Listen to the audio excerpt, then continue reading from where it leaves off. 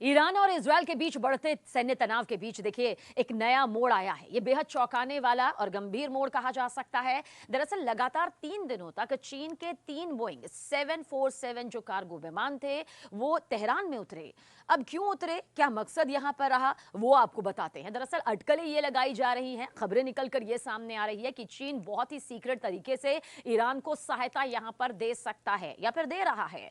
Flying tracking data और क्षेत्रीय खुफिया सूत्रों के मुताबिक पहला विमान शनिवार को तेहरान पहुंचा, ठीक एक दिन बाद जब इजरायल ने ईरान पर हमला किया। दूसरा विमान रविवार को आया जब ईरान जवाबी कार्रवाई की तैयारी कर रहा था, और तीसरा विमान सोमवार को पहुंचा।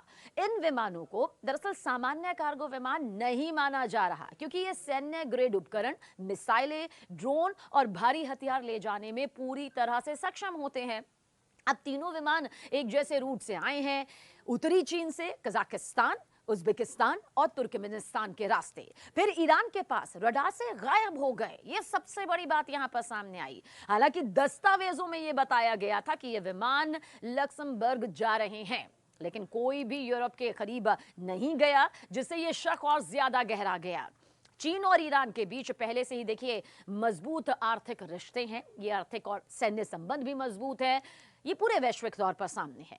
लेकिन चीन ईरान से सबसे ज्यादा कच्चा तेल खरीदता है, जिसमें 90% से ज्यादा तेल निर्यात चीन को किया जाता है। अब देखिए भुगतान युआन में होता है, जिससे ईरान को ज्यादातर पैसा चीनी सामानों में खर्च करना पड़ता है। समझिए आप इस लहजे से, ईरान के 90% से ज्यादा तेल निर्यात चीन को जाता है, जिससे बीजिंग का रिफाइनिंग सेक्टर तेहरान के रियायती कच्चे तेल पर बहुत ज्यादा डिपेंड करता है। पश्चिमी प्रतिबंधों की वजह से ईरान अपने तेल को गुप्त रूप से, गुप्त तरीके से एक डार्क फ्लीट टैंकर्स के माध्यम से बेचता है।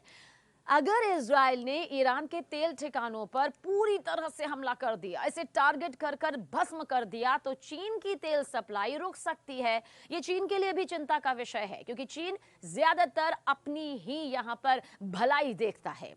ग्लोबल मार्केट में तेल की कीमतें और ज्यादा बढ़ सकती है, और ये चीन के लिए बहुत ज्यादा बड़ा आर्थिक झटका होगा, इसमें कोई दो राय नहीं। मार्केट एक्सपर्ट्स, बाजार से जुड़े एक्सपर्ट्स और जो अर्थव्यवस्था को देखते हैं उनसे जुड़े एक्सपर्ट्स, हर कोई ये मानता है कि ये चीन के लिए बहुत ही गंभीर आर्थिक झटका है।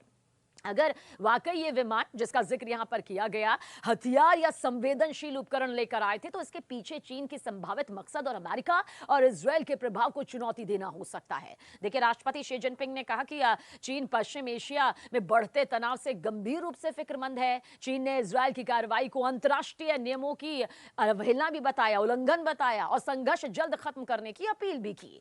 हालांकि रूस के राष्ट्रपति व्लादिमीर पुतिन से फोन पर बातचीत यहां पर शी जिनपिंग की हुई, जिसमें कहा गया कि इजरायल को फौरन संघर्ष रोकना चाहिए, क्योंकि रूस और चीन सीधे तौर पर ईरान के साथ है, वहीं पर इजरायल का जो साथ है वो अमेरिका जैसे महाशक्तिशाली देश दे रहे हैं। यानी कि अब ईरान और इजरायल के बीच ये टकराव नहीं है, बल्कि टकराव महाशक्तिशाली देशों के बीच में है। और अगर सीधी सीधी एंट्री यहां पर हो रही है, चाहे चीन की हो, अमेरिका की हो, रूस की हो, फ्रांस की हो, ब्रिटेन की हो, तो यकीनन ये तीसरे विश्व युद्ध की भी आहट है। लेकिन चीन की करनी और कथनी में लंबे वक्त से एक बड़ा फर्क रहा है, तो क्या ये फर्क यहां पर सामने आ रहा है?